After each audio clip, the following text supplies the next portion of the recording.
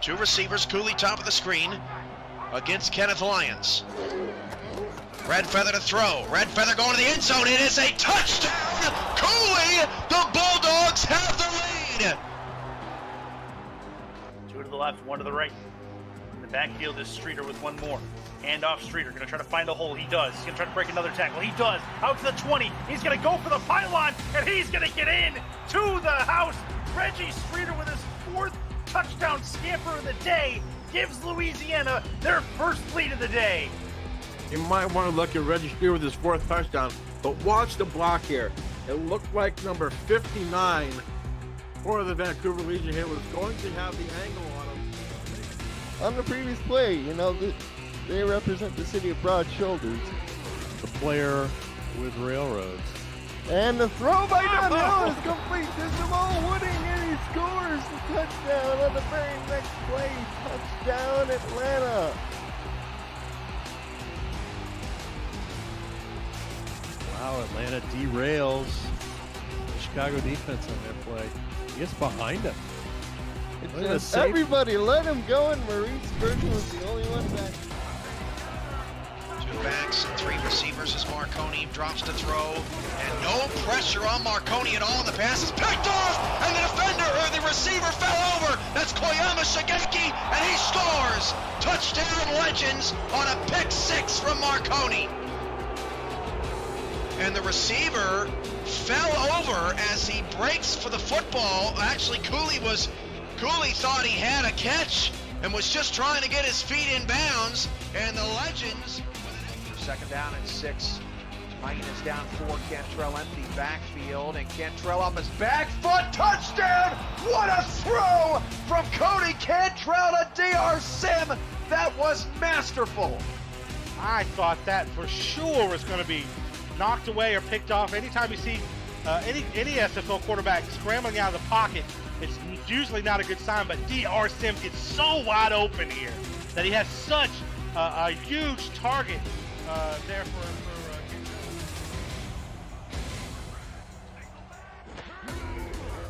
Step drop from Pickler over the middle. Another reception. Going. Good Had battle. a big game last week, and he's off to the races. No one can catch him. Baltimore are cruising here in the first half. Touchdown Vultures. And we just talked about it. Johnny could not afford the mistakes. That's his second interception thrown here in his first half. Alvin Mack, I've said it time and time again, every time I call their games, he gets sideline to sideline as well as any linebacker in this league. He takes advantage of a bad situation and turns it to 6. They'll start off with no Jared McChesney, and Josh Miller will throw. Looking top of the screen, it's picked off right into the hands of Iverson Gamble. A great start for Arizona. Gamble chasing down to the sideline, and Jeremy Mosley prevents a touchdown. What a play for Iverson Gamble, the 7th-year corner, and what a start for the Scorpions. Second down and 10, 3 receivers. Now they go to Parker on a stretch. Haven't seen that much of the night. Breaks the tackle, and then another, and he's down at the 1. He looked into me, honestly. Let's see the replay again. Parker breaks 2 tackles. Orlando's just throwing a little bit of everything at him tonight, and he's 3 receiver set. William Dula in the gun. William Dula to throw, firing deep over the middle. Has a man, Jalen Miller, past the defenders, 5, touchdown, Carolina.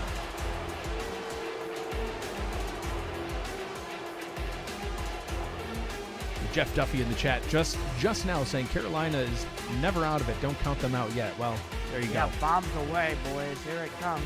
Down the seam, just running to go, and no one's going to catch Jalen Miller.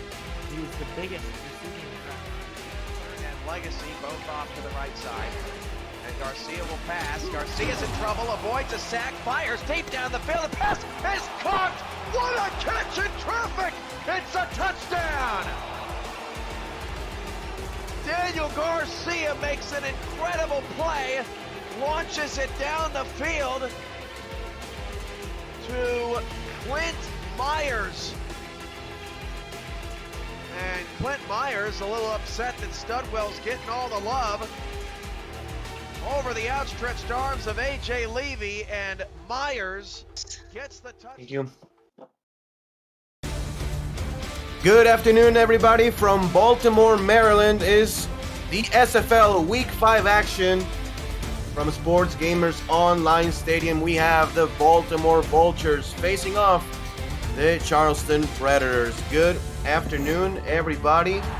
I'm your play-by-play commentator, Ramos Lynn. Alongside me in the booth is Mr. Mark Lopez, Ben Warner on stats, and our producer is Cameron Irvine. And Mark, we have the ever so dangerous Baltimore Vultures going against a Charleston team that has a really, really good defense, but that has struggled somewhat on offense throughout the season.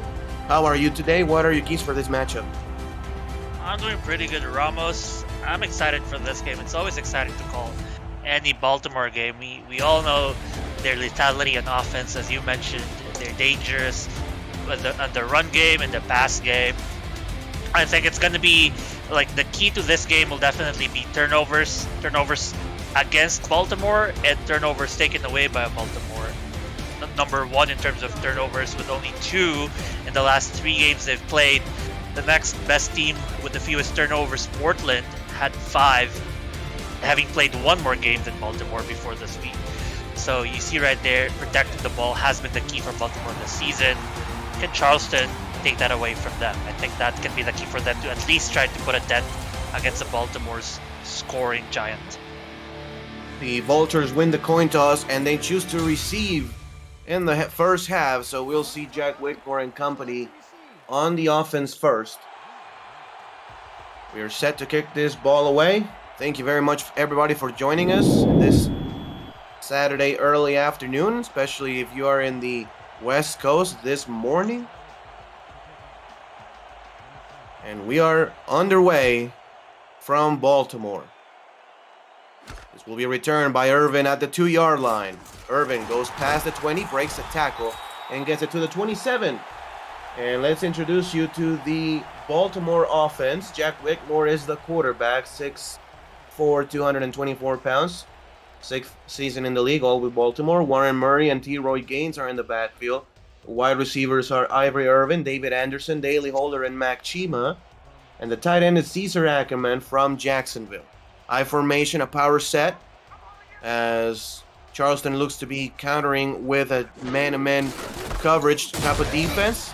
Warren Murray gets the handoff, and it's only for a pickup of 1 for a 2nd and 9 coming up. Yeah, not a lot of rushing yards per game this season for Baltimore, with only 87 per game. They're likely trying to attack Charleston's slightly lukewarm defense. In their last 4 appearances, they've allowed almost 100 yards per game. 5 wide receivers set this time, so the exact opposite from the previous play. Jack Whitmore will throw. The pass goes deep, and it's caught. Hit middle by Ivory Irvin for a first down, Baltimore. And we've always known Baltimore for those high-flying plays, deep passes, deep routes. And that's just one sign in that play. Nice pass right there by Jack Whitmore. I wouldn't be surprised if they went back to it. 3 wide receivers and a tight end in a bunch. Whitmore will throw. The pass outside is caught by Holder for a pickup of 6 as he goes out of bounds. Yeah, Holder, a pretty good receiver as well. 10 seasons with a team, 12 seasons total in the league. 1-time All-Star all the way back in season 10. Last week, averaged 18 yards and 3 receptions, so he himself is a lethal threat in the deep passing game. Had to settle for medium yards, but hey, that's still positive yardage for this Baltimore offense. Very similar formation. Now this time the tight end is bottom of the screen. The pass on the outside goes to Murray, and Warren Murray will have a first down as he's pushed forward. A pickup of 6 as he moves the chains. Yeah, Baltimore really showing the variety and depth of their passing playbook, of their offensive playbook in general. You saw 1 rush, 1 deep pass, 1 medium and 1 short pass. 20 personnel, 2 running backs, 3 wide receivers, no tight ends. The pass on the outside is caught by Chima, 6-yard pickup into Charleston's 32-yard line for officially field goal range. as this is going to be a 2nd and short. Kevin Brackett, Sam Blotner on that tackle right there. They're going to need a lot of their linebackers on coverage as well against the passing threat of Baltimore. Aerial coverage, by the way, of today's game was provided by Dax Droneworks, air photography and videography services for real estate, events, marketing, and more. Learn more at daxdroneworks.com, as this is going to be a 1.5-yard pickup apparently by the Vultures. Going to be 3rd and 3 coming up. Yeah, another run play by Baltimore.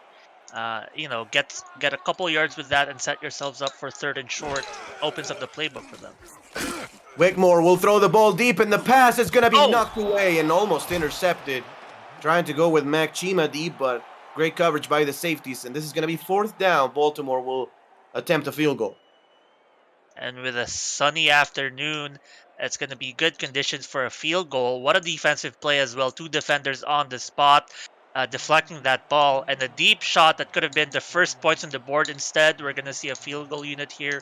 Ramos, still a solid drive. Starting drive for Baltimore. Baltimore will try a 46.5-yard field goal attempt from the right hash, left-footed kicker. Sharp Tarkenton's kick is up, and it is good from 47 officially, as Baltimore goes up 3-0. Shark Tarkenton, 5th goal attempt, 5th goal made this season. He is good for 100%, and a good start for him as well. If you're new to the SFL, the Simulation Football League combines traditional sports, esports, and a role-playing game into one. Team strategies are being executed in real time, but our simulations are as real-life players compete on the virtual gridiron. For more information about the SFL, visit our website at simulationfl.net. The SFL, we put the fan in fantasy. This is going to be a return from inside the end zone, trying to make a spin move, not successful. It's going to be only to the 20-yard line, and that's what Charleston's offense will set up shop. This Charleston offense, led by Kentez Johnson in his 8th year in the SFL. Saren Storm, Nick Hoagland, and Terrell Sutherland are in the backfield.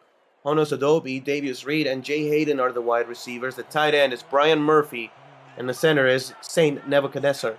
As this is going to be a 4 wide receiver set with a tight end, an empty backfield. Kentez will throw. The pass is going to be hit as he throws, actually.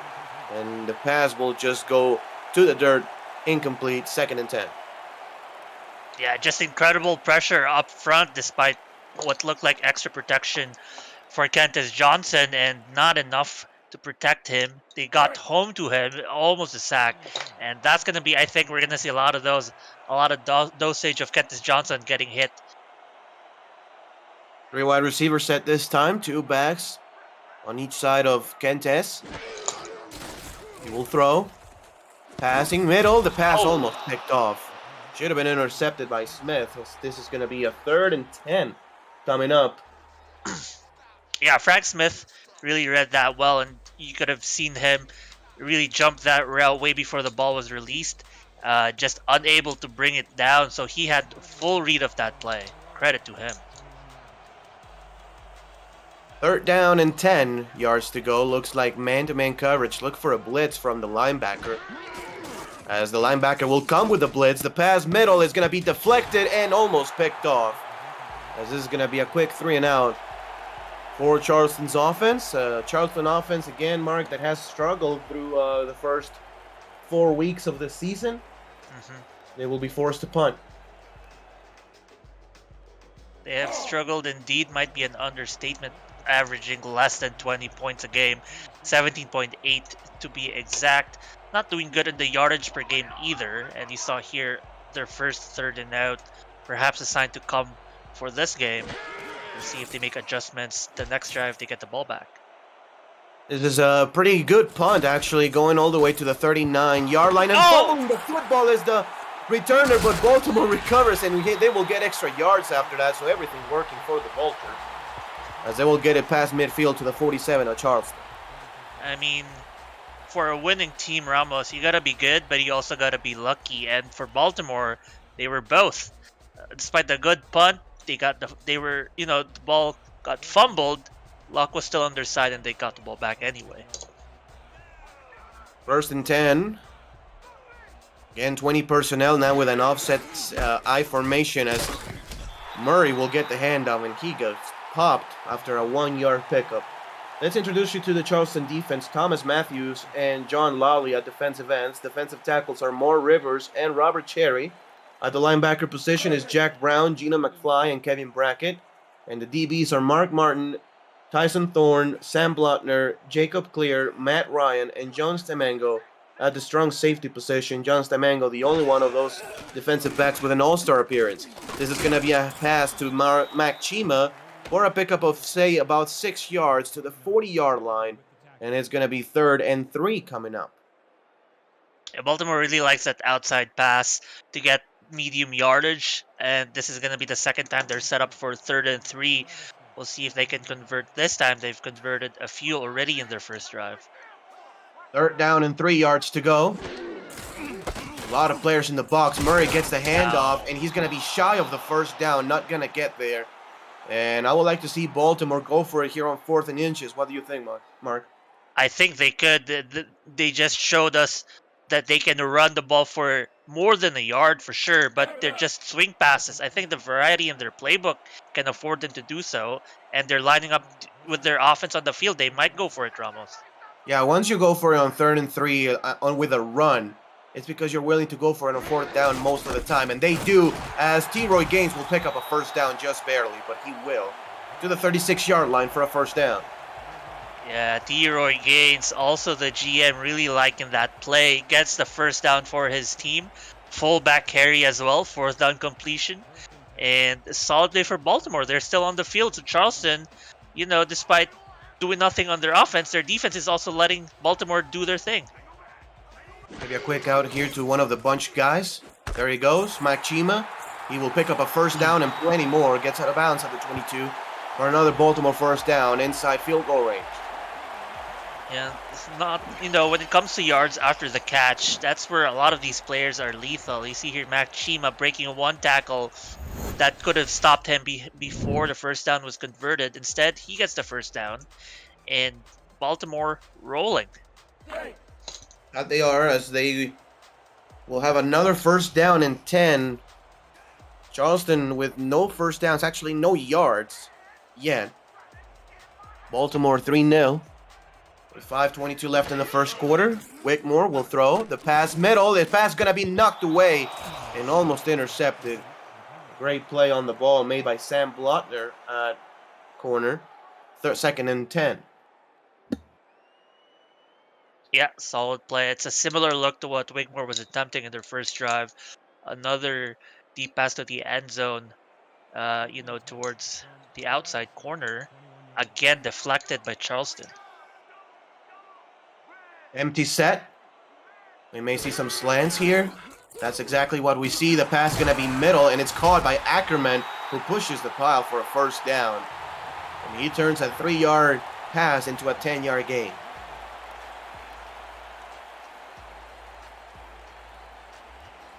Looking at the updated numbers, Jack Whitmore now sitting at 7 of 9 for 72 yards. Cantis Johnson 0 of 3 so far. I formation for the Vultures. Whitmore will pass. Deep drop back, the pass middle, and it's going to be picked off. Intercepted by the Charleston defense. Exactly what they needed. And they will have the ball at the 20-yard line. Absolutely what they needed. They didn't want to go down 10 points potentially. Instead, they swing it for Jack Whitmore's only his 3rd interception. But what a time to do it against Charleston, who is hungry for a win against, division leader Baltimore. Man-to-man coverage looking for Baltimore and a bunch formation for Charleston. Maybe some crossing routes, something that can put that's a crossing route, a good play call, but Jay Hayden cannot hold on to it, the former Bolter. It's going to be 2nd and 10. I like the play call though, Mark, on offense. Yeah, it's a good play call for sure. But you see right there, kind of, The coverage right there is just, hit your man, make the tackle, make it hard for the receiver to catch the ball. And despite the play call being good, you put these receivers under duress, you're just reducing the probability of that pass being complete. 2nd down and 10 yards to go with the ball at the 20-yard line. 4-3 defense showing for Baltimore. Offset I formation for the Charleston Predators. This is going to be a pass. Johnson throws it to the outside. Sutherland gets the catch for a pickup of 5. The first positive play on offense for Charleston. 3rd and 5 coming up. Yeah, and they're only their second third down attempt this afternoon. And they're not too bad on third down percentage, converting 56% in the season so far. So if they convert this, they're going to be 50% in this game. 3rd down and 5. Bunch formation again. Johnson will throw. Johnson will go down as he's cut on his knees. Siron Jades gets the pressure and the sack. 4th and 10 coming up. Yikes, and despite their only positive yardage gain, they're back to a net of 0 in this game. And if you told me Charleston was struggling on offense, this play is kind of just evidence of that. Yeah. 4th down and 10 with the ball at the 20-yard line. As Charleston will punt this football away. From the 40-yard line, Irvin just gets it to the 42, but that's where Baltimore will start another drive. And Charleston defense has to be getting a little bit tired. Charleston's offense has only ran 6 offensive plays so far. And the defense has been on the field for at least about 15. Yeah, then a lot of plays, the defense is going to be on the field. A lot of times it's just going to snowball for Baltimore's momentum offensively. Handoff goes to one of the bags. That's going to be to T-Roy Gaines for a pickup of 4. 2nd and 6 coming up. This is an over-under of 54.5 points, which from the outset I thought it was a little bit too high, considering how Charleston has both struggled on offense and also been really good on defense. But we'll have a 2nd and 6 here. Bunch formation again for Baltimore. They will throw. The pass on the outside is caught. Chima turns the corner, gets the first down to the 46-yard line. And another first down for Baltimore. In contrast to Charleston, who has not had a single first down. And to your point, Ramos, you'd be thinking Baltimore's had the ball so many times, had so many first downs converted, and yet they only have 3 points to 0 on the board. Charleston's defense is still pretty good. Pass to the outside is caught by Chima again, who's been the primary target for Jack Whitmore all day long. We've pretty much not heard of Ivory Irvin aside of one big catch the start of the game. Chima with 5 grabs now for 50 yards. Yeah, the starting drive saw 4 receivers for Baltimore touch the ball. And you gotta target, you gotta cover so many possible lethal threats. It's kind of what makes defending this Baltimore offense really difficult. 1st down and 10. 2 minutes left here in the first quarter. Whitmore will throw. The pass on the outside is caught by Ackerman for a gain of 5.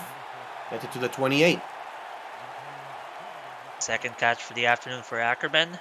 Had 1 catch for 10 yards earlier and gets another 5, totaling 15. 2nd down and 5. Whitmore with 100 yards passing. It does have that 1 interception, which bumps his quarterback rating down to 65 points. This is a handoff to Warren Murray for a pickup of 2. For 3rd and 3 coming up. And Charleston has been pretty good on these 3rd down situations inside their own 25. Yeah, pretty good indeed. Yeah, and another fullback carry right there, showing that they're relying on both of their star backs on the run game. 3rd down and 3 with the ball at the 25-yard line. Whitmore will throw. Whitmore goes deep, and the pass is going to be picked again. Tamango with the interception, and he will return it past the 10 to the 11-yard line. Another interception by Whitmore as he was trying to go to the end zone. Oh my goodness, Charleston hanging on despite leaking a lot of yards, allowing Baltimore to, so-called matriculate the ball down the field. They keep taking the ball away from Wigmore, and despite our note of Baltimore being solid on third downs this game, they're actually 0 for 3. 2 of those third downs were interceptions. As Cantas will go with 3 wide receivers from the shotgun.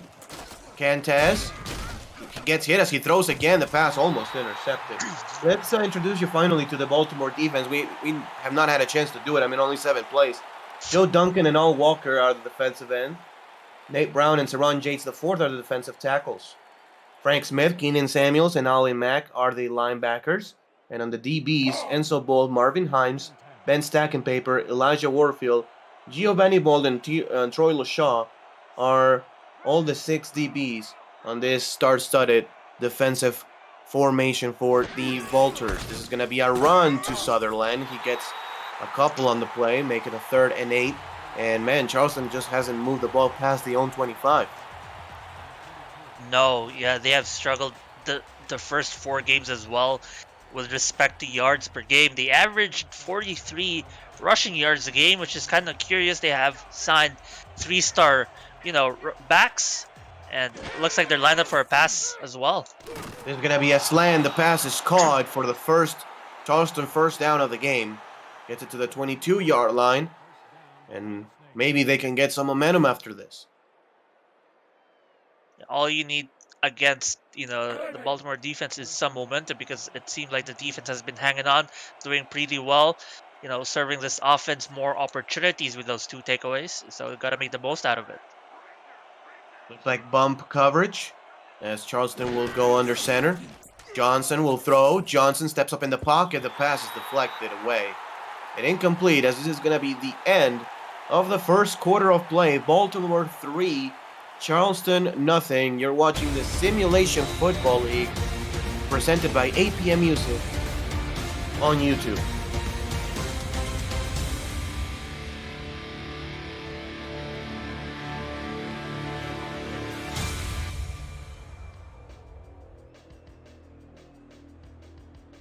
Welcome back here to Sports Gamers Online Stadium from Baltimore, Maryland. You're watching Week 5 of the SFL, 2nd and 10 coming up for Charleston. Baltimore has played bump coverage on like 80% of the defensive plays so far, as Kentes will go down as he gets rolled down in a very dangerous tackle by Joe Duncan. 3rd and 12 coming up. Joe Duncan, part of the group that has so many sacks already this season. Before this week, Ramos, get this, 11 sacks in 3 games. Joe Duncan has 2 of those total sacks. Now notches another with a huge play. That's going to be the story of this game. Just getting home to Cantus Johnson. 2 sacks on him today. 2 quarterback hits as well. Gun straight formation. Johnson pump fakes. Johnson goes down again. Yates gets another sack. 4th and 18 for the Predators. Yes, here on Yates the 4th with sack number 7 in the season. Before this week, he has 6 sacks. That's the best. And now adds another one. He's crazy up front there, Ramos. He's very scared to play against as a quarterback. Yeah, absolutely. This is going to be a punt for Charleston. Another solid punt. Getting it to the 45-yard line. Irving gets it to midfield. And we're going to see Baltimore's offense again in plus territory. And, I mean, for how much can Johnson's defense keep him in the game, man? Yeah. This is drive number 4 for Baltimore. So in their first 3 drives, the results have been field goal, interception, interception. And yeah, to your point, defense hanging on there. 4-3 defense for the Predators. Offset eye for Baltimore. And they're going to throw. Wigmore, the pass goes deep, and the pass is wide open. Ivor Irvin for a touchdown, Baltimore. Ooh, I don't know if we jinxed that by saying the defense was hanging on and pointing out the 2 interceptions, but suddenly Baltimore throws it deep, and Wigmore makes a complete 50-yard touchdown. And an instant way to change the tone of this game is to score big. Baltimore gets up 9-0, and with the extra point, it's going to be 10-0 here in the start of the second quarter. And the big difference has been that Charleston has been unable to put a lot of pressure on Wigmore. They do have the 2 interceptions to their credit, but Wigmore that opportunity had all day to throw, and every time Kentes Johnson has dropped back to throw it deep, he's gotten sacked or at least hit, as this extra point by Shark Tarkington is up and good. 10-0 Vultures. Yeah, absolutely. And you might think, is this a playbook, issue? The Charleston defense only rushing 4. Perhaps they needed to rush 5, send the blitz towards Wigmore. But then you think, well, Wigmore has so many options down the field. One for a quick pass that, it is rough trying to defend this Baltimore offense, who just has a million plays in store. This return will be from inside the end zone. And getting in the way of the returner is the return team as they get it to the 22-yard line of Charleston. And Mark, offensively they just need to get a spark. Protect the quarterback better. Maybe throw a screen pass or 2 just to avoid the rush, just to limit it a little bit. From the split backs formation, Johnson will throw, goes outside, the pass, that's a good one for a pickup of 9. Second and short coming up. Yeah, that's a good one indeed. We haven't seen a lot of good plays from Charleston, to sort of conclude which of their plays have been working against Baltimore. One of them is this out route, as he stops on a dime to go out, makes a catch. I think they might try to do something similar down the road, but at second and short, they might go for a run, but you got a bunch up top with 3 receivers. Johnson will throw. Johnson again with pressure in his face. He throws it backwards, and that's going to be a loss of 4 for the Predators. Going to be 3rd and medium now. It almost feels like Charleston has more negative plays than they have had positive plays this game, with how much pressure gets to Johnson, and another tackle for loss in that instance as well. Gonna be a pass by the quarterback, Kentes Johnson, intercepted by Bolt. Enzo Bolt gets the interception, and again Baltimore is gonna be in scoring position. Yeah, this time the offense only rushing 4, I believe, and sent people back in coverage, kind of leading to the tip and an easy interception for Baltimore. And suddenly, in the flip of a switch, it seems, Baltimore is going to be on the field again. That they are in scoring position nonetheless at the 31-yard line. It's going to be a power I formation.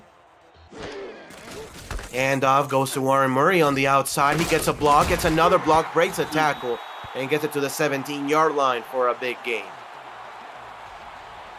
Yeah, that was a great run by Warren Murray, who only has 226 yards in the season, but that's only because this team has played 3 games. If you think about it, that's over 70 yards per game. That's still pretty good from him, but key point for him, key statistic, in 3 games he already has 5 touchdowns. That is the 3rd best in the league.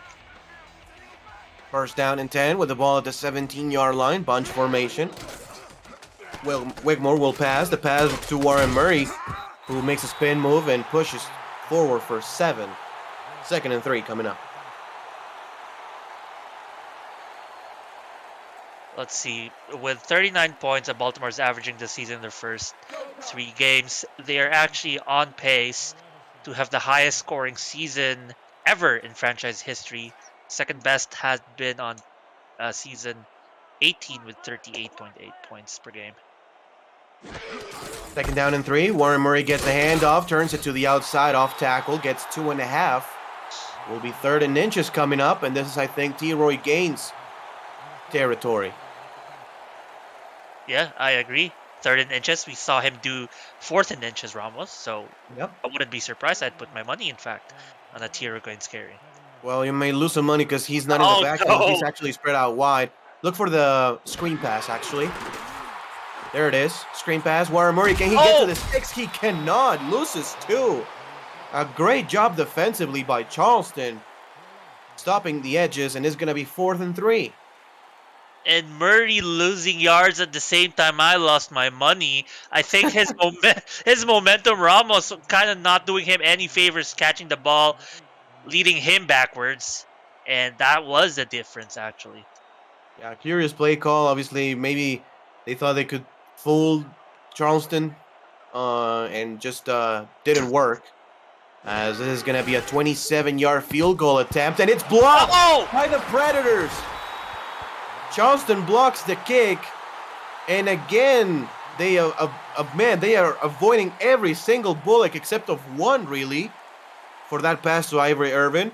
This game could easily be like 28-0. Oh my good, yeah, absolutely. We saw 2 end zone interception, and now a field goal block. You're missing 20 or 14, 17 points that Baltimore could have been having. That's near the 28 you were pointing out. Johnson, man, he ran into pressure as this pass is going to be caught for maybe a loss of half a yard.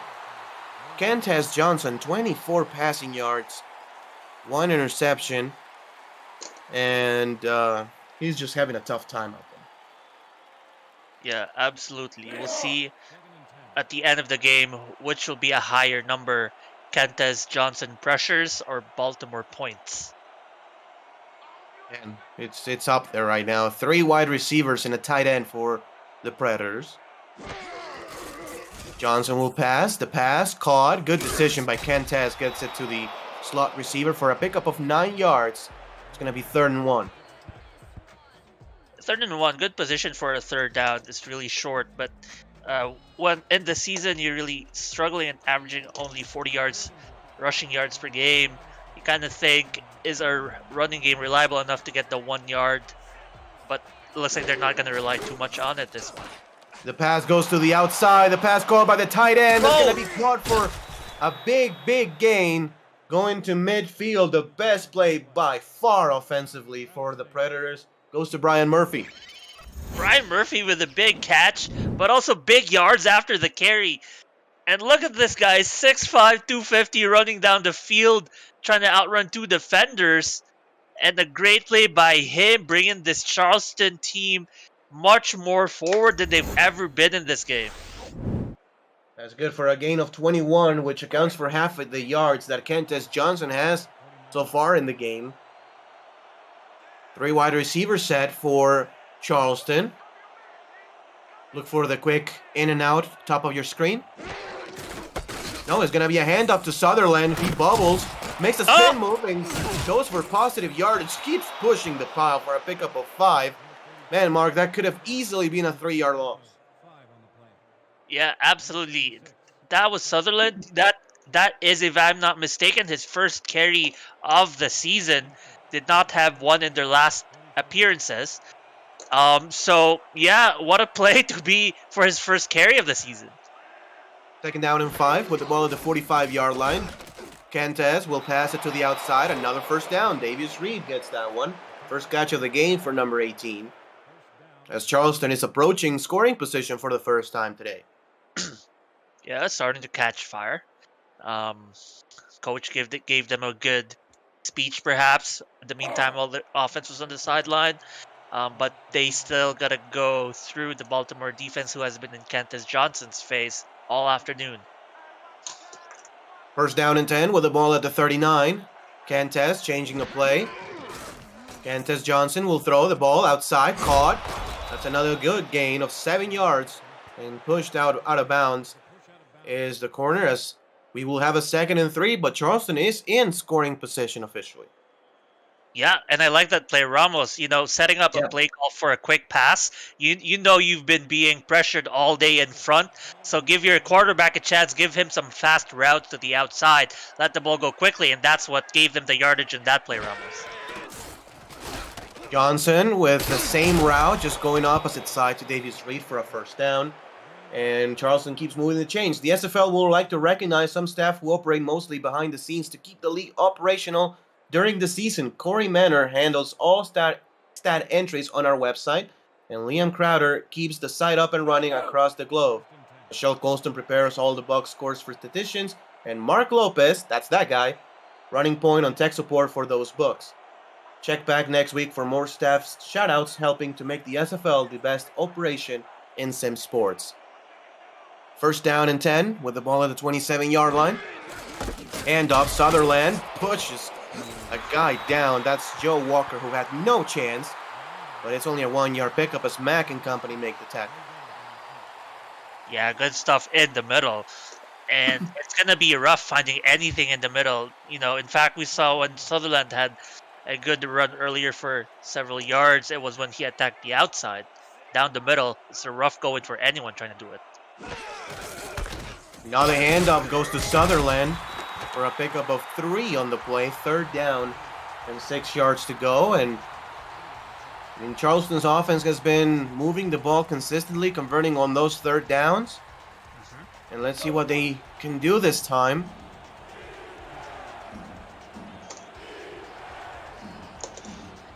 From the 3 wide receiver set. Maybe a post route here. Johnson goes intermediate. The pass is going to be caught for a 1st down.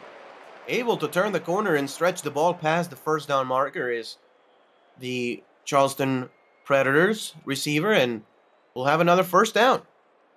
They're just absolutely attacking the edges right now, and it is turning out good for Charleston in this one drive. And they haven't turned the ball over for this drive, which is good for them, and they're now suddenly inside the red zone. The pass inside is caught again for a gain of 6. And everything Charleston didn't do on their first drive, they are doing this on this drive. 10-plus plays, 60-plus yards, 7 of 7 passing. Wow. 2nd and 4. Man-to-man coverage, the bottom of the screen pretty open. Good time for a swing pass or something, bottom of your screen. They don't do it. The pass goes middle. It's caught for a touchdown, Charleston. And what a way to answer, Ramos. Yeah. That drive came out of nowhere, man. Like, seriously, we were talking about Charleston not being able to move the ball past their own 25. And all of a sudden, they get a 12-play drive going. 8 of 8 passing for Kentes. And a touchdown for the Predators. In their first 4 drives, get this, they only totaled 6 total yards in their first 4 drives. They marched down the field for 80 straight yards in 12 plays, and they have 6 on the board pending 1 extra point. The extra point is up, and it is good. Baltimore 10, Charleston 7. Monday night, the budding rivalry between Indianapolis and Minnesota writes its 3rd chapter with first place in the Central Division on the line. Catch Cameron Irvine and Paul Sarp on the call and recapping all the action on this week in the SFL starting at 7 p.m. Eastern Time. All the excitement is on Monday, only on SFL YouTube, as this is going to be the Predators putting the ball back in play with 2:11 left in the 2nd quarter. That's something really good that they did. They took away a lot of the time on this clock, as Ivory Irvin will take it to the 23, and it's going to be 2:07 for Baltimore with 3 timeouts and the 2-minute warning. And to emphasize your point, Ramos, on time of possession, first quarter, Baltimore had the ball 8 minutes of the time versus Charleston's 1.5 minutes. In the 2nd quarter, Charleston held the ball 7 minutes and 35 seconds versus Baltimore's 2 minutes 18 seconds, plus the remaining 2 minutes here potentially. First down and 10 with the ball at the 23-yard line. 4-3 defense for Charleston. Wakemore to throw. The pass outside is caught, and pushing a defender down is Ackerman for a 1st down. Man, Ackerman really brought down that defender. What a broken tackle, but still went out of bounds. Little silver lining there. It stops the clock, saves them another timeout potentially, and they have 2-minute warning. It is a 2-minute warning indeed. The Baltimore Vultures lead 10-7. You're watching the Simulation Football League, presented by APM Music on YouTube.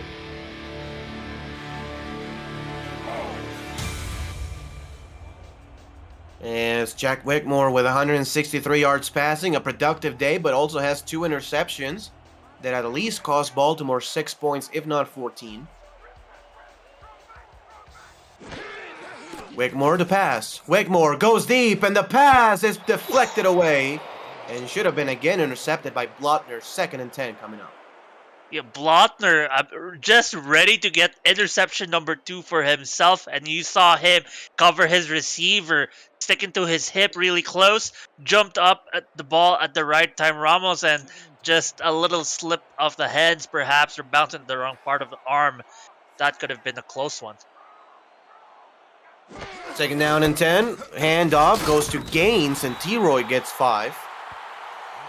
As Baltimore will let the clock run down, and depending on what they can do here on 3rd down, they will have a choice to make, whether to let it run to the end of the half or starting calling those timeouts to try to put more points on the board. Yeah, both teams not doing too good on rushing so far. 33 for Baltimore, 11 for Charleston on the ground. Yeah, and neither Storm or Hoagland have a carry, as Wigmore will be hit as he throws, and the pass falls incomplete. Baltimore will have to punt this one away, and Charleston will have over a minute and 3 timeouts to do something with this. Yeah, and at the spot where Baltimore is trying to punt this ball, Charleston might get it at their 35, potentially at their 30.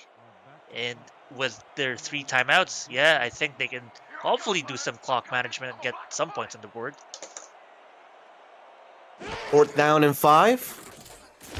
The punt goes away. This is a pretty good one with a lot of hang time, 4.1. This is the return to the 29-yard line, and Charleston again will have a minute and 15 seconds with 3 timeouts to try to do something before the end of the first half. A first half that was dominated by Baltimore for like 20 minutes or something. Well, not like 20, but like 15 minutes. And then Charleston, with a great drive and a stop on defense again, allows them to be perhaps in a position where they can take the lead before the end of the first half. 1st down and 10. Cantes will throw the pass. Middle is deflected away. And lucky it wasn't intercepted. 2nd down and 10 coming up. Let's send it out to Cameron Irvine for a game break update. Cam?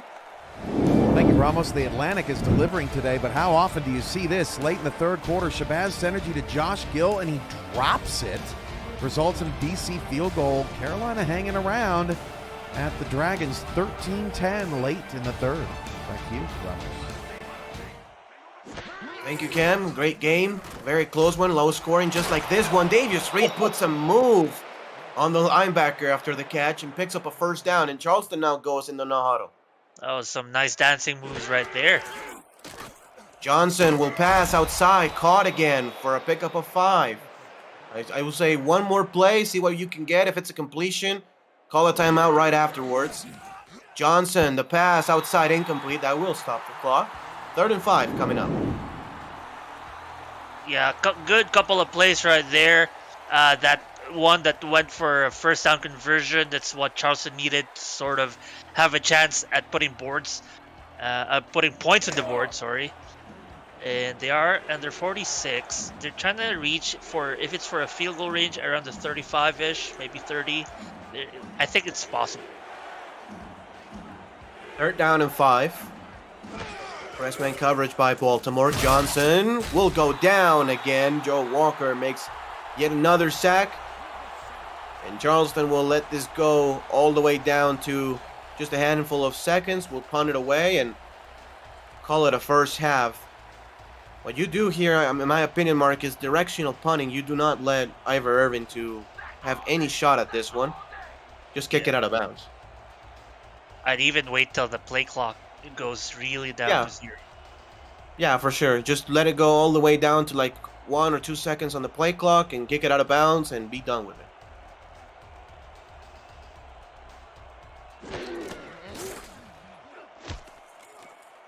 They let it go down. They kick it right through the middle, though.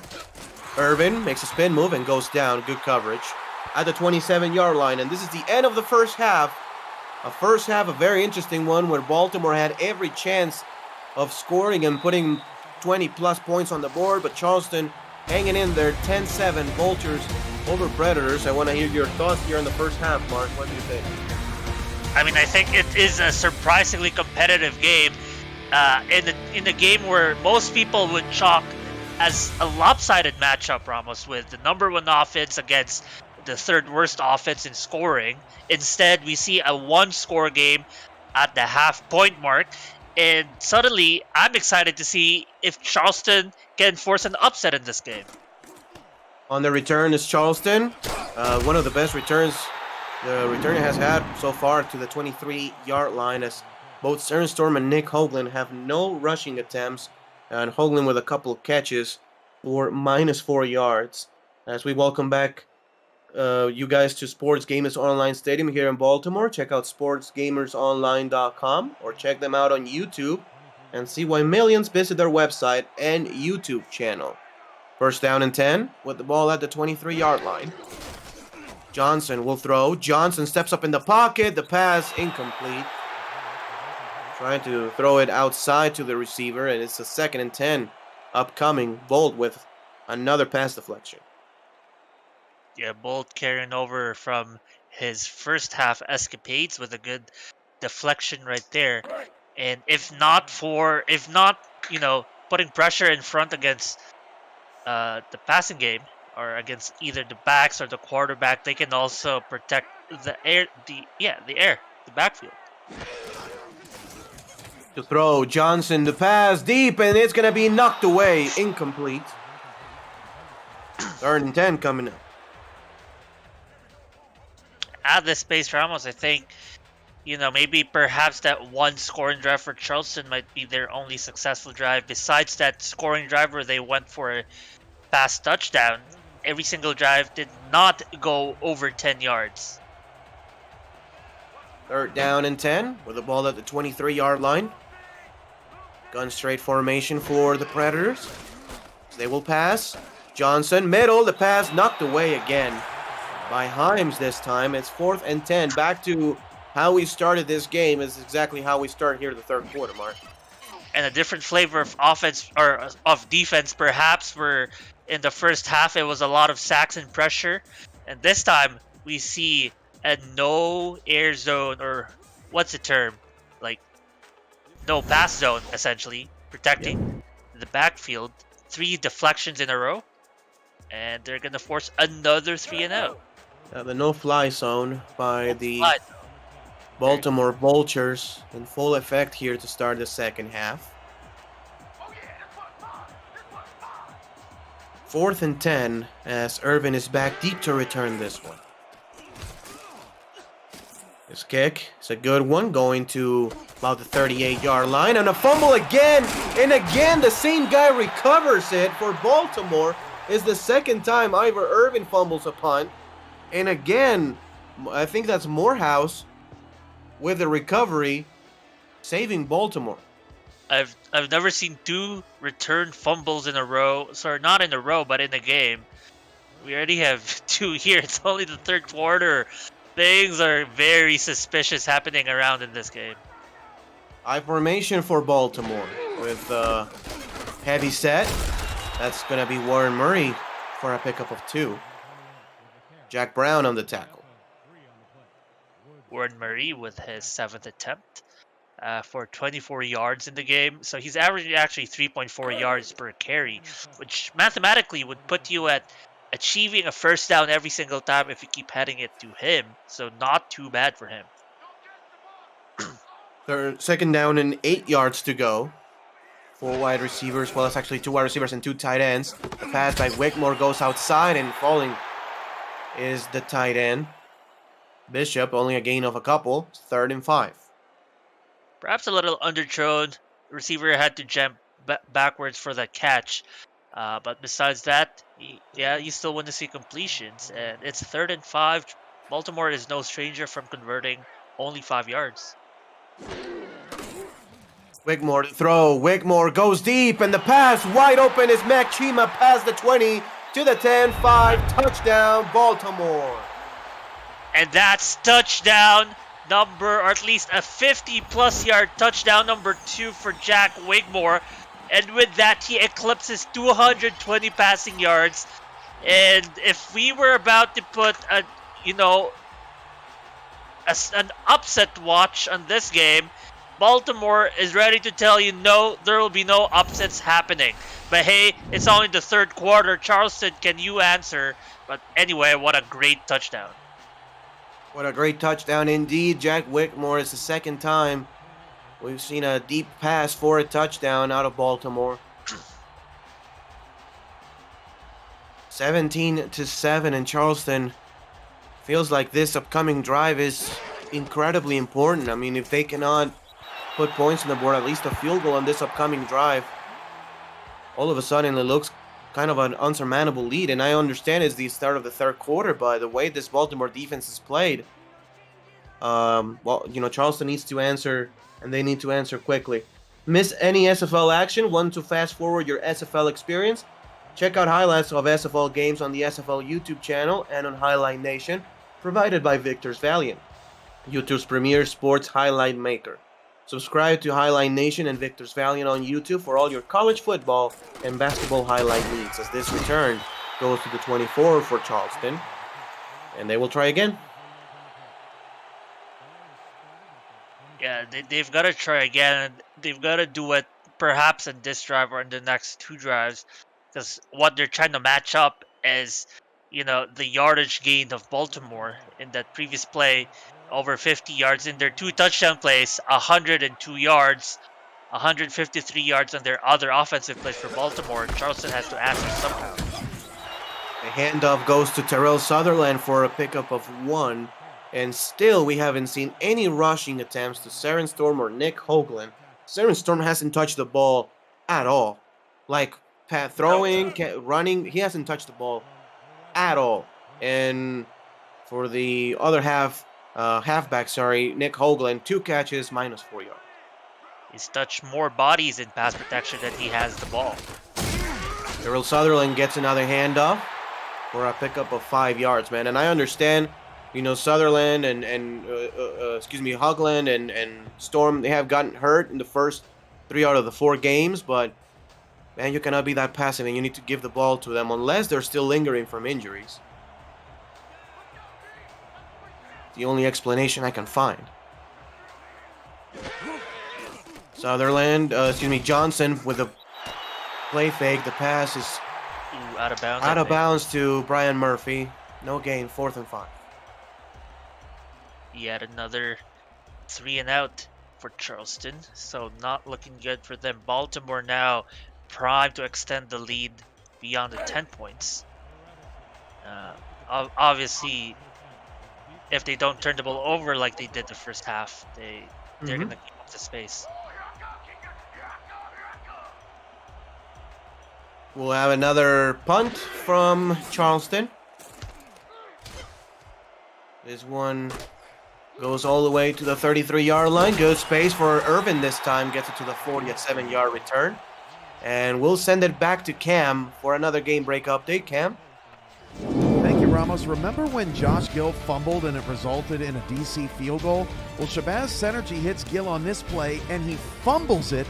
So he dropped the touchdown and fumbled that one. Carolina now with the ball in DC territory, up 4. Back to Mark and Ramos in Baltimore. You know, Mark, and I told my guys after our game against Carolina, this pass by Daly Holder is caught for a gain of about 14 yards. You know, I told him, you know, we had to come back in that game, down 21-7, and I said, man, this is one of the toughest games we will play all season. Carolina's for real, and they're proving it, man. They're 2-1 now, and they're leading by 4 with a chance to score again against a very good DC Dragon team. Yeah, I mean, they've always been a good team, and to your point, they're showing it this season. And interesting, what a fumble. How many fumbles are we going to see in the same time slot, eh? Oh my god, I know. We've seen a couple by Irvin himself, as this is going to be a pass to Chima, who has to jump backwards for it, and he gets 2 on the play, 2nd and 8 coming up. Man, Mac Chima with that 2 yards, he's 104 yards. That is more yards than Charleston's offense combined, who only has a total of 101 yards. That's 104 passing yards. A little bit of math inconsistency, but 104 passing yards, that's already Chima's total. Yep. This is going to be a handoff to Warren Murray for a pickup of 4 on the play. 3rd down and 4. Pretty much the entire playbook is open for Baltimore. They can even try to run it again, considering they went for it on 4th down on similar circumstances. It looks like a 3 wide receiver set. Look for Warren Murray, top of your screen, Mark, on a swing pass. Wigmore. No, goes outside actually to Ackerman. He had a choice, man. He had a choice whether going to Ackerman or Murray. Both were open. Ackerman further upfield. 1st down. Yeah, but he had a choice. He made his choice. We'll take a 1st down for sure with the offense still rolling. So Baltimore, go at it again. 1st down and 10. The pass by Wigmore is going to be caught again. Irving goes out of bounds. 6-yard pickup. And he also is going up the yardage count with over 70 yards. That play puts him up to 80 yards total in the afternoon. So between him and Mac Chiba, they're totaling 184 yards out of Wigmore's 240 yards. Another press man-to-man coverage by Charleston. I formation for Baltimore. Power against power. Baltimore gets only a couple of yards as Charleston wins that battle. 3rd and 2 coming up.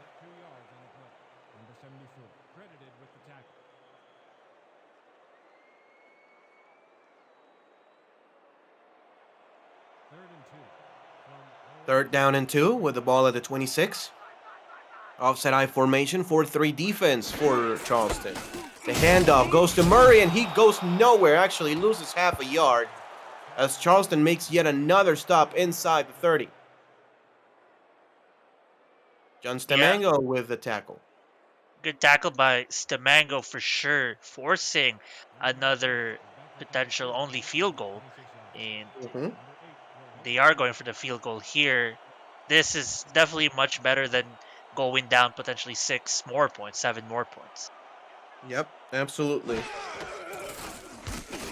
This field goal by Shar Tarkington is up, and it is good. 20-7, Baltimore over Charleston. SFL action of on Next Level Sports returns tonight with a Season 19 semifinal rematch between the Arizona Scorpions and the London Knights. Catch all the action on DirecTV channel 623 or for a complete channel guide, visit nlsc.com. Stay tuned for more programming announcements. Next Level Sports, get more, as we are very excited to have the SFL back on television. It's a great game between Arizona and London, 2 teams that combined for more than 20 wins on the regular season alone last season. Obviously, Arizona made it all the way to the championship game. London, with a phenomenal season, their best in their history. And we're going to see Charleston back on offense, down 13 points. Yeah, many things down for Charleston after the second half commenced. Talking about the rushing game struggling, how about the 16 yards of Sutherland is still less than the yards they've lost on sacks. They've lost 19 yards on sacks. Johnson, the pass outside to nobody. As the receiver, I think that was Davius Reed, they say, got kind of caught up in the mix of offensive linemen and defensive linemen. 2nd and 10. Yeah, when you have players such as Frank Smith, Keenan Samuels, Alvin Mack, in the linebacker position, throwing down the middle, it's rough. They get their hands everywhere, just deflecting balls left, right, and center. Handoff goes outside and going absolutely nowhere. It's Nick Hoagland, first carry of the game by a halfback for Charleston. And that's probably they're not giving the ball to their halfbacks. 3-yard loss. Yeah, Baltimore has tackled Charleston 7 times behind the line of scrimmage. You're including those sacks. 7 times hit behind the line of scrimmage is incredible. Johnson passes deep. The pass deflected. Picked off. Elijah Warfield gets the interception, and this is a clinic on how to play defense by Baltimore. Absolutely. And when they say everything starts at the line of scrimmage, how about the pressure right here? Getting to him, behind him, and then in the backfield, you know, covering your man. It's a 1-2 punch of a tip and an interception. And finally, Baltimore is back. Not finally, but once again, Baltimore's back. Offense is back on the field. Yes, they are, and this is the opportunity for Baltimore to put this completely out of reach. 20-7 is the game right now. 1st and 10 for the Vultures. 12 personnel. 4-3 defense for the Charleston Predators. The pass by Wigmore inside is caught by Ackerman for a pickup of 6 yards. Good play right there. Again, Baltimore racking up the yards. They are up 289 total yards in the afternoon with 1 quarter and about a half to play.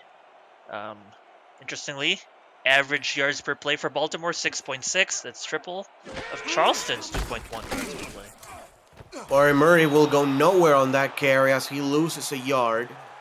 3rd and 5 coming up. Really solid job they've done on Warren Murray all day, Mark. 2.8 yards per carry only. Yeah, against Warren Murray. On that end, yeah, Charleston has been stopping Warren Murray consistently. 2.4. He was up 3.4 earlier yards per carry. 3rd down and 5. Pro set here for the Vultures. Wigmore to pass outside, caught for a 1st down as Ivory Irvin gets tackled out of bounds at the 41-yard line. The quarterback comparison so far, Kentis Johnson, 14 of 29. That's under 50% for only 100 yards passing. 1 touchdown, 2 picks. Jack Wigmore, 22 of 28, approaching 300 on the day. 2 touchdowns, 2 picks, and a quarterback rating hovering around 100 points.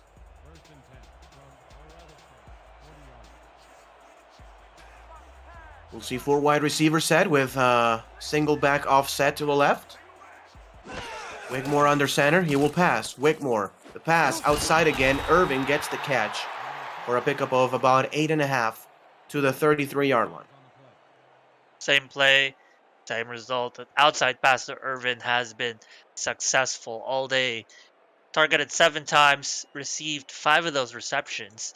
I believe 2, pending confirmation, 2 of his incompletions towards Irvin have been the interceptions.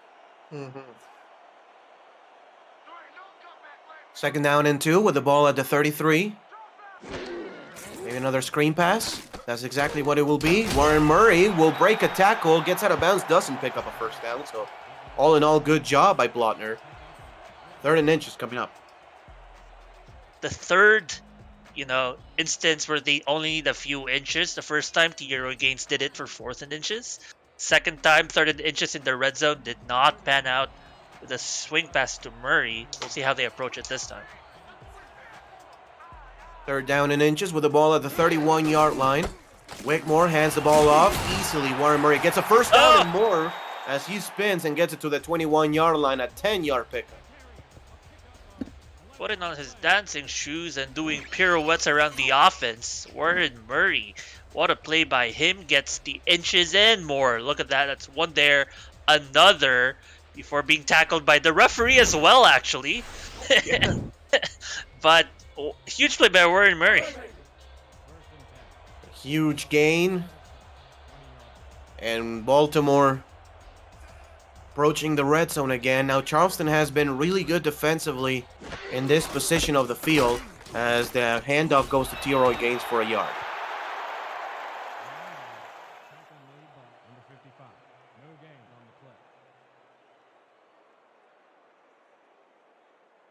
At the 20-yard line, Charleston trying to make another stop. Again, if they force this to a field goal, they can still be only 2 possessions down. But they do need to make a stop here. Wigmore to pass. Wigmore goes deep. The pass is caught, and for a touchdown is Ivory Irvin as Baltimore is slowly but surely putting this out of reach. Absolutely great play by Ivory Irvin. 2nd touchdown of the day for him. 3rd touchdown for Jack Wigmore. And the door is just wide open. It's 7:20. It was 7:10 at the half. Now it's 7:26. about to be 727. So that's 17 points unanswered by Charleston. Baltimore is just on top of this game in the second half.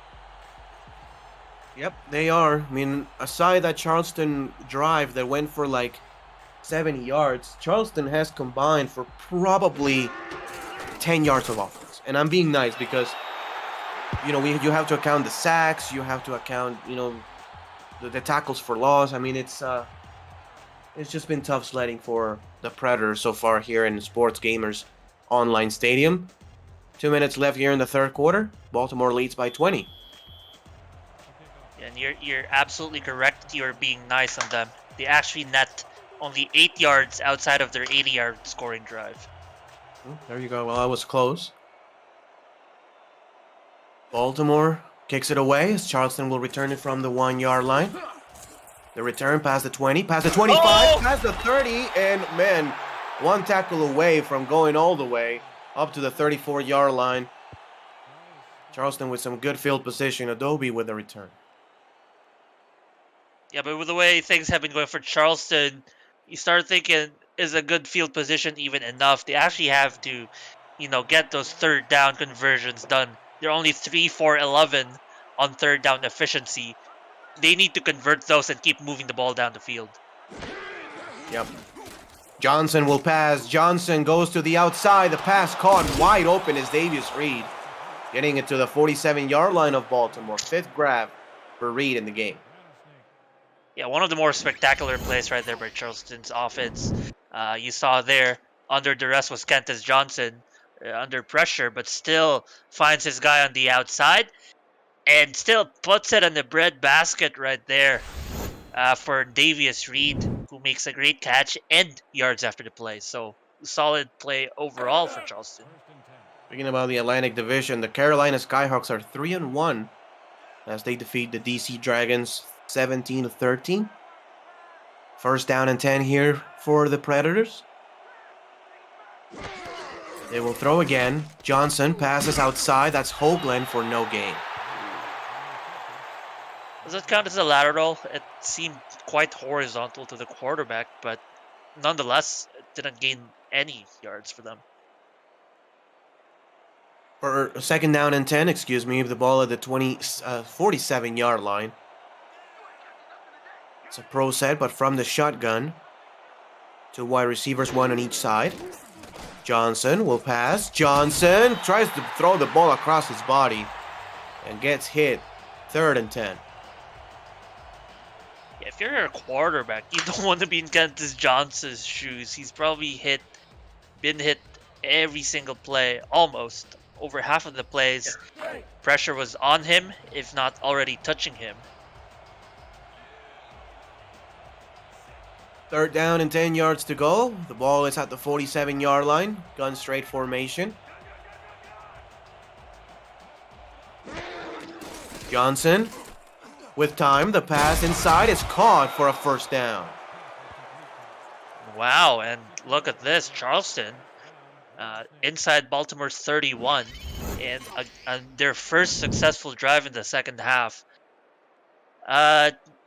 Yeah, that's just a solid pass and catch down the middle. The receiver was bumped in his route, but still completed the route, arrived where he wanted to be. And that's, you know, the difference between that and their previous plays. Yep. First down and 10. The ball is at the 31. Kentis will pass. Outside is deflected and should have been intercepted.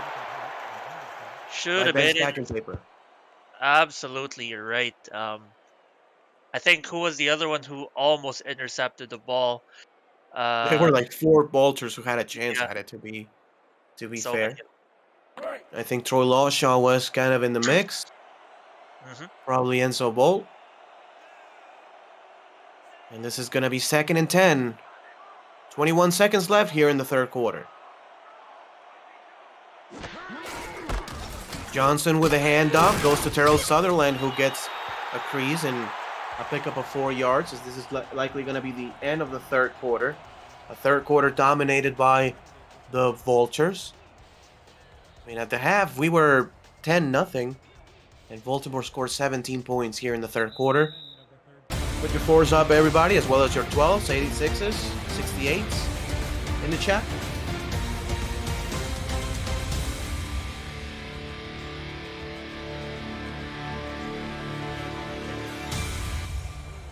APM Music is unrivaled music to bring your stories to life, inspiring every production with the world's most robust and constantly refreshed music collection, state-of-the-art technology, and world-class customer service. APM Music is the official soundtrack of the Simulation Football League.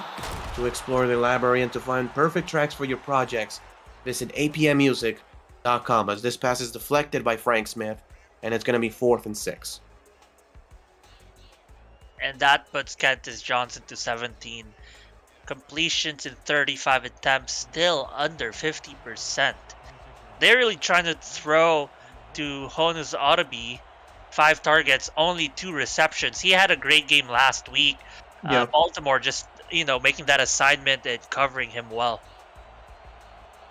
Yeah, they're blanketing virtually every receiver. I mean, Davius Reed has had a handful of catches for good yardage, but and the field goal is no good. Brad Brechet doinks it off the upright, and a nightmare day for Charleston continues.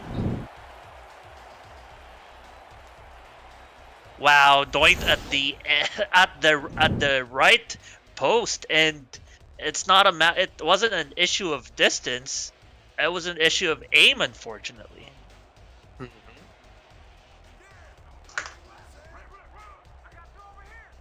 First down and 10, I formation for Baltimore. To throw, the pass outside should have been intercepted, incomplete, as Sam Blotner read that perfectly. Warren Murray couldn't come away with that. Yeah, I mean, everyone saw that coming. To your point, almost an interception. Oh my god. Yeah, Baltimore's defense on point. Charleston's defense on point. Yep. Charleston's defense has, overall played a pretty good game. Second down and 10. Whitmore, the pass outside to Holder for 4.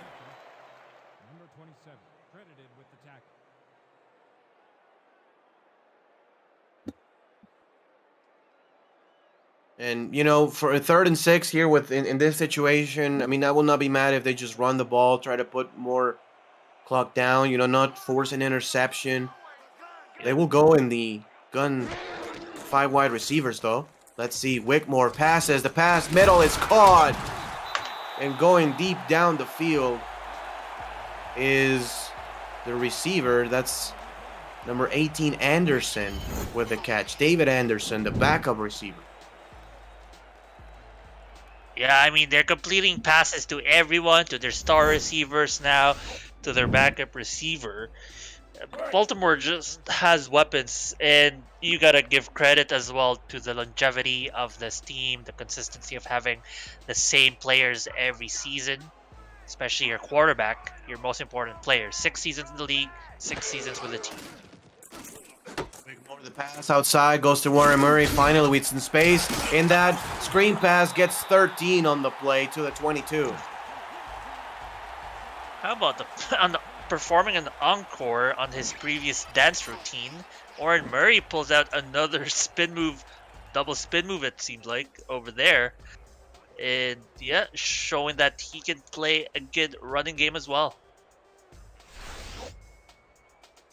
Wow, I mean, it's been a dominating second half by the Vultures. I mean, the first half, they started leading 10-0. Then Charleston got a great drive to make it 10-7. And we thought maybe Charleston has figured some things out on offense. But ever since then, it's just been all Baltimore, as Warren Murray gets another 2-yard pickup on this play. And they're just milking the clock now here in the 4th quarter. And you can argue that you're right. Maybe they did figure something out on offense. But guess what? Baltimore's coaching staff are smart enough to figure out how to counter the thing you figured out. It's this kind of story of, I know what you know what I know kind of deal. Yeah. Look for the quick out here, top of your screen. Maybe to Holder, or... Yep, there he goes. Holder gets the catch for a pickup of 5. Make it a 3rd and 3. All right, another red zone position for Baltimore. 2 of them did not turn out well for them. No, we're not jinxing it here, Ramos. No? But third But- and 3, this should be fine for them, right? This should be. Bottom of your screen, maybe a quick out. Nope, they go top of the screen. Warren Murray cannot hold on to that one. And it's going to be 4th and 3. Baltimore will have to send out Shark Tarkington again for a field goal. Now, the last time they were in that kind of situation for a field goal, the kick got blocked. Let's see if the whole snap, interaction is a little bit better. Yes, this is going to be a chip shot for Shark from 31 yards away. Right hash, left for the kicker.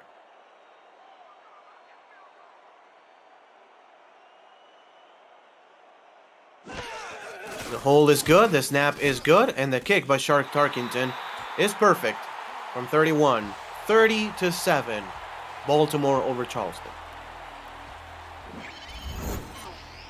His third field goal in 4 attempts, and he now has as many attempts as he's had in the first 3 games this season, doubling that in this game alone. You're right, despite that block, if not for that block, he would have still had a 100% season. There you go. Tarkington with a hand up in the air. Adobe will be back deep to return this one. Adobe past the 20-yard line, past the 25, and to the 26, as we're going to send it out to Cameron Irvine for one more update on the DC game. Cam? Thank you, Ramos. The Carolina Skyhawks run the ball 40 times today, held DC to only 38 offensive plays, and the Skyhawks are 3-1, firmly in second place now in the Atlantic. Back to Ramos and Mark in Baltimore. Thank you, Cam. Great game plan by the Carolina Skyhawks. 40 rushes by the Skyhawks. That's exactly how you shorten the game, as this pass on the outside is caught for a 3-yard pickup.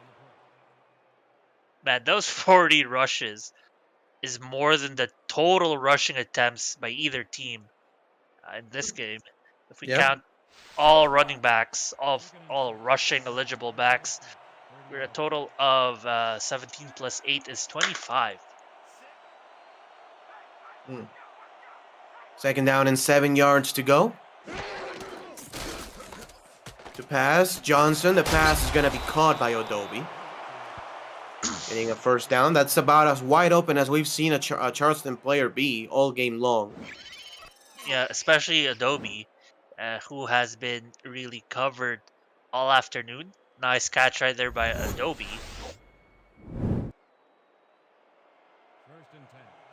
First down and 10 from the split backs formation. 4-3 defense from Baltimore, shifting from right to left. Now showing a blitz. Johnson will throw. The pass outside is caught. No gain. Maybe a pickup of half a yard. Not much more than that. Yeah, just some solid coverage on the edge.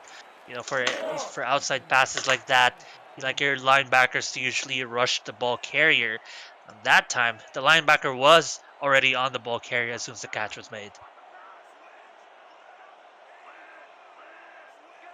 Second down and 10. To pass, Johnson goes to the outside. The pass is caught. They just read for a pickup of 5. 3rd and 5 coming up. I believe it was either Terrell Sutherland or Nick Hoagland who was also open in the middle, but a good choice as well on that one.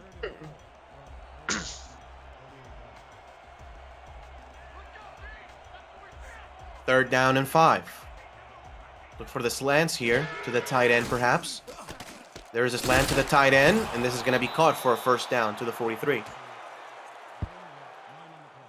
Brian Murphy now the second player in Charleston with over 50 yards. The bright side of Kentis Johnson, he has been facing so much pressure. Only has 2 interceptions in this game. So on that front, not throwing plenty of interceptions. First down and 10. Bunch formation again. Johnson will throw. Johnson to the outside. Murphy again. Pick up a 6 to the 37-yard line. Gets out of bounds. Yeah, they're really thirsty. They're really hungry for any points in this half. Held to 7 since that scoring drive in the second quarter. And on the other hand, they've allowed 20 to Baltimore. Second down and 4 yards to go from the shotgun. Johnson to throw. Johnson to the outside. That's another pass completion for Hayden. Gets it to first down territory. And this is the second best Charleston drive of the game. Yep. And, very similar to what they did on the other drive, Mark. It's a lot of quick throws. Just making Kentez Johnson get rid of the ball quickly. They haven't run the ball at all, which is surprising. But those quick throws working really well so far. Another quick throw, another completion to the outside for 7. Yeah, it's those outside passes for, quick yardage was the one that actually helped them get that 80-yard scoring drive. In fact, that touchdown was an outside 11-yard throw. And, we see here attacking the edges has been successful for them. I'm surprised they didn't go back to that well more often. Johnson changing the play at the line of scrimmage. He will pass the ball to the outside. Is caught and getting out of bounds to stop the clock again is Hayden. And that's Jay Hayden's quietly 9th grab of the game. Don't leave the stream without joining our Discord server. There's so much more to do in the SFL than just being a player. Join to check out content for teams and about the league created by the community. Participate in pick'em games, play SFL fantasy football, and test your skills in the survivor pool. To join our server, visit simulationfl.net and click on the Discord icon on the menu. The SFL community, 2,000 people strong. We will see you there as this pass by Kentez Johnson goes middle and incomplete, trying to connect with Adobe as Giovanni Bolt makes the hit. Giovanni Bolt not going to let Adobe be open once again. Makes a good tackle, or not even a tackle, just preventing the catch from being made. And Baltimore trying to suffocate this Charleston offense.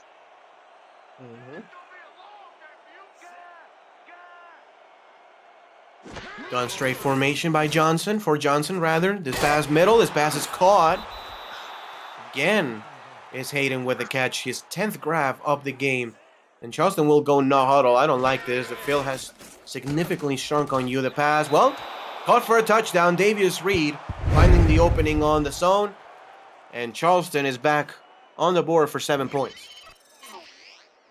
Yeah, that's a solid drive. 12 pass plays, 11 completions. All of those plays were on the air. I mean, they can't afford to really run it with the time on the clock if they're even trying to attempt a comeback, but still, solid drive mirroring that scoring drive they had in the first quarter where they really attacked the outside, throw for quick passes. That was a 71-yard, 12-play touchdown drive. Great job overall by Charleston on that drive. Again, one of two, of the best drives of the entire game when they were able to score touchdowns. 4:34 left in the game. Charleston will attempt a non-sides kick. It's still technically a 2-possession game. It's a 16-point lead by Baltimore. This onside kick crucial for Charleston's aspirations of coming back. It's bouncing and the ball is fielded by the Baltimore special teams unit as they will have a first down at the 45. Oh, it would have been something else if we saw the third fumble happen in an onside kick. But yeah. Baltimore's not going to be that unlucky. First down and 10. Ball at the 45. High formation. We'll see Baltimore run the football at least on first and second down, I think. Just trying to milk the clock as much as possible. Warren Murray gets hit at the line of scrimmage, breaks that tackle, but only gets 2 on the play. Jones Demango on the tackle. I like how you usually use the run play to bleed the clock because, the clock keeps going even when the receiver or the ball carrier goes down, but Murray extending the clock further by staying upright for like 3 extra seconds. Second down and 8 yards to go with the ball at the 43. Offset I formation. Jack Wigmore taking all the time as possible. The handoff goes to Warren Murray, who breaks the tackle and pushes forward for a pickup of about 5 on the play. That's Warren Murray with 50 yards on 14 attempts. They haven't used Warren Murray quite a lot. It's been mostly the passing game for both teams, obviously, as Saren Storm still has not touched the ball.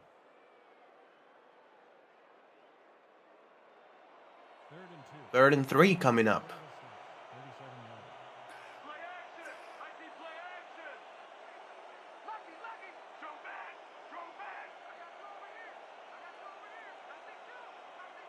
Wigmore is under center, letting the clock go all the way down. Warren Murray has a lot of room on the swing pass.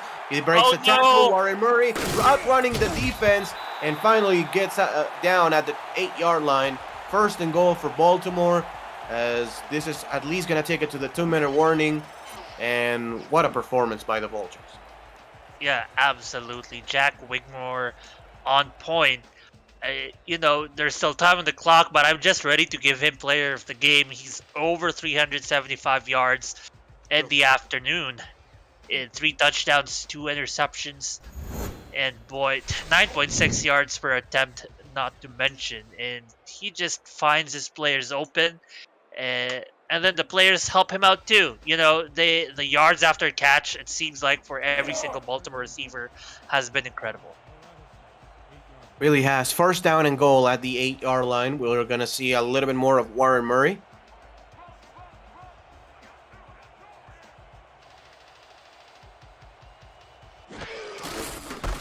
Handoff to Murray.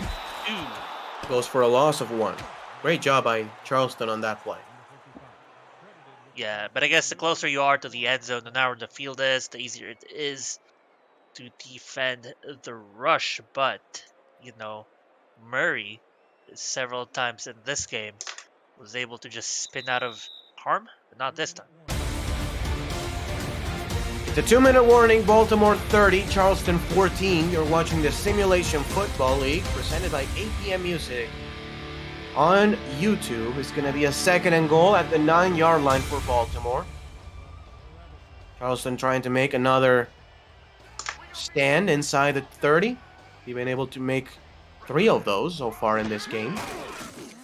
Wigmore with a pass outside. Warren Murray, open field. Warren Murray tries to beat the defender to the pylon. He won't, as he's going to be stopped at the 1-yard line. Charleston calls their first time out of the half. That's the Warren Murray that we are used to seeing the last few seasons with Baltimore. You know, lethal in both the run game and the pass game. In the afternoon, he is now up to 64 yards in 8 receptions. A bunch of those the last 2 passing plays to him. Third down and goal from the eye. The run, it goes to Morehouse, and Morehouse will go nowhere. A loss of a yard, as Baltimore will be attempting another field goal to go up by 19 points. Their 4th game in a row with over 30 points. At least this season. Yeah. And they get a lot of help from, you know, their defense and special teams. Not in this game particularly, but in many other games, they get pick sixes, they get kickoff returns for touchdowns, and they just score in every which way possible. This field goal is up and good. 33-14, Baltimore leads.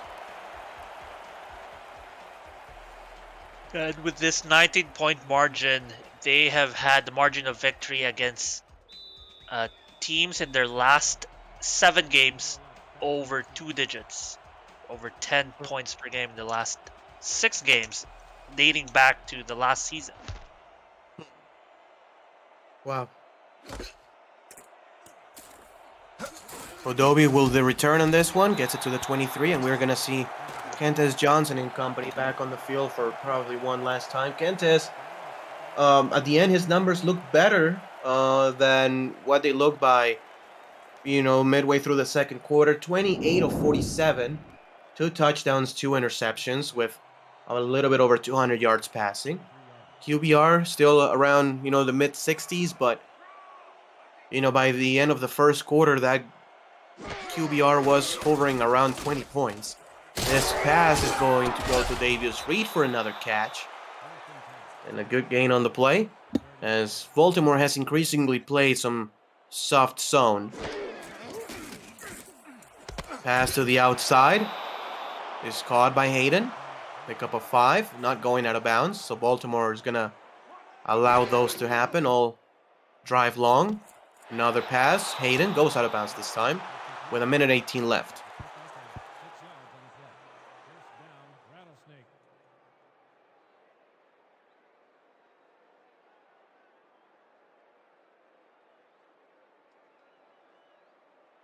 First down and 10 from around midfield. Actually call out the 49-yard line of Charleston.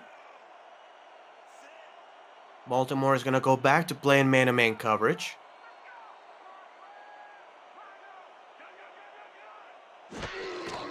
Johnson to throw. Johnson pass, middle, caught by the tight end.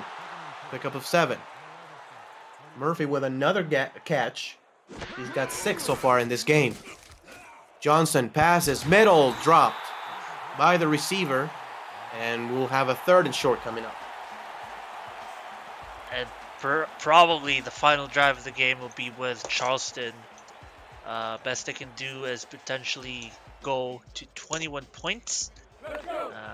That is also assuming they convert on 3rd and 3, because Baltimore has been good defending that 3rd down.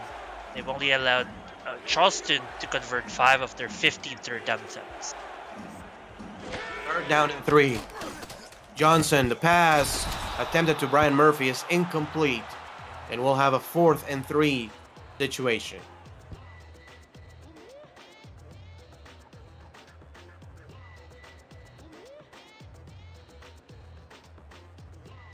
Minute left in this game. Charleston will fall to 1-4. Baltimore will go up to 4-0 in the very competitive Atlantic Division, especially with Carolina going to 3-1. This pass by Kentes is a floater to Davius Reed for a 1st down.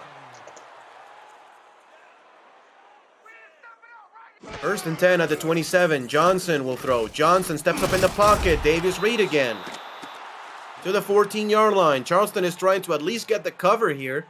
Baltimore minus 14.5 point favorites. This is a 19-point game. Charleston with a pass, caught, and getting out of bounds is Hayden for a 7-yard pickup. Could have been intercepted right there, Mark. Could have been intercepted. We saw that one defender jump the route, but a little off timing on that. Instead, sometimes when you try to jump the route and risk it, and it doesn't pan out, you leave your receiver or your target wide open. Fortunately for Baltimore, the receiver's already out of bounds.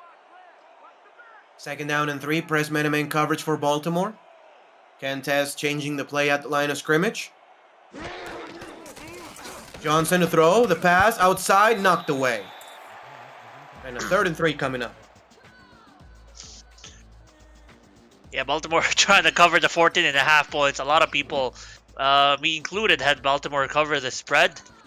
We'll see with 19 points. I think a field goal here will actually keep Baltimore to cover the 14.5 difference, right? Ooh, doinked on the head of the defender. Yeah. 3rd down and 3, 28 seconds left. From the shotgun goes Kentes. Changing the play at the line of scrimmage. Maybe bottom of the screen, a quick out to Davius Reed. No, top of the screen. Jay Hayden gets 2 on the play. 4th and 1. Yeah, 4th and 1, and although this will not affect the outcome of this game, it'll affect several betting lines. 4th and 1. Kentes Johnson and the offense stays on the field. Another shotgun formation, another press man-to-man coverage for Baltimore. Johnson to throw. Johnson outside. Hoagland, touchdown. Great decision making right there by Kentes Johnson, as Charleston will get the cover, at least for now. Yeah, and Hoagland, what a great route by him, running to the outside in the only open spot of the Baltimore defense. Nobody near him in several yards until the last second. They get their touchdown. It'd be funny if they try to convert for 2 points and get the over as well on this one. But no, they'll just go for one extra point. That's not going to cover the over, unfortunately. That is not going to cover the over. But, I mean, kudos to Charleston not giving up on the game. You know, despite being down by, double-digit scores for most of this matchup, they kept climbing and fighting. This is a 33-21 game.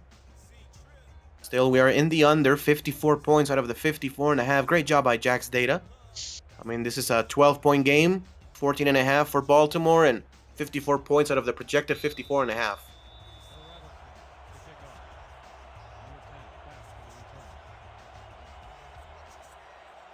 Onside kick for Charleston. This is going to be clean fielded by the return team of Baltimore. And we're just going to see a couple of knees. And this is going to be the end of the game.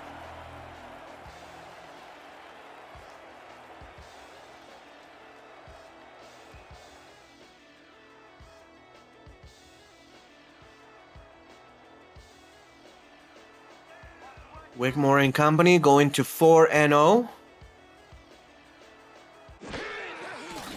As they take one of the knees, Charleston calls the last time out, and we're going to see just one more snap of the football. Just want to hear your thoughts on this game, Mark, and your player of the game. I mean, it was just domination by Baltimore's offense, right? You had Wigmore throwing out of his mind over 350 yards. You saw right there quarterback rating of 110 as he takes the victory formation here. And that really has been it. It's just domination by the offense. They slipped up a few times, forcing throwing 2 interceptions against Charleston's defense. And those points could have, racked up a better score for them. But nonetheless, another 30-plus point performance from their offense. Their defense allowing 21 points. At the end of the game, your Vultures gets a dominating win. 33-21, Vultures over Predators. My player of the game, personally, is Jack Wigmore, as he was dealing. I mean, I understand he got those 2 interceptions, but other than that, 380 passing yards, 378 to be exact, 3 touchdowns, quarterback rating well over 100 points, and about 80% completion rate. Another player that can be in the running for player of the game is Ron Yates IV with a couple sacks. And to me, he will get it as far as the ambassador of the defensive line, because everybody on that defensive line at least got a tackle for a loss. So Ron Yates with 2 sacks, Al Walker with a sack, Joe Duncan with a sack. Nate Brown didn't have a sack, but he did have a tackle for a loss. And just a complete game by the Baltimore Vultures, as you see the rest of the highlights. 33-21, and it wasn't that close in my opinion, Mark. No, definitely not close at all. And that's all credit to this Baltimore team who has been the champion 3 seasons in a row, just carrying over that culture of winning, that culture of consistency, keeping their players and doing the same thing that's been winning them seasons this season as well. One of the better passes of Kentis Johnson in the afternoon to Davis Reed. Char Tarkington and Brad Bretchett both missing field goals. Brad Bretchett had that one doinked on the right upright. Char Tarkington had his field goal blocked by the Predators. It was one of the last touchdowns of the game, going to Davis Reed on that slant.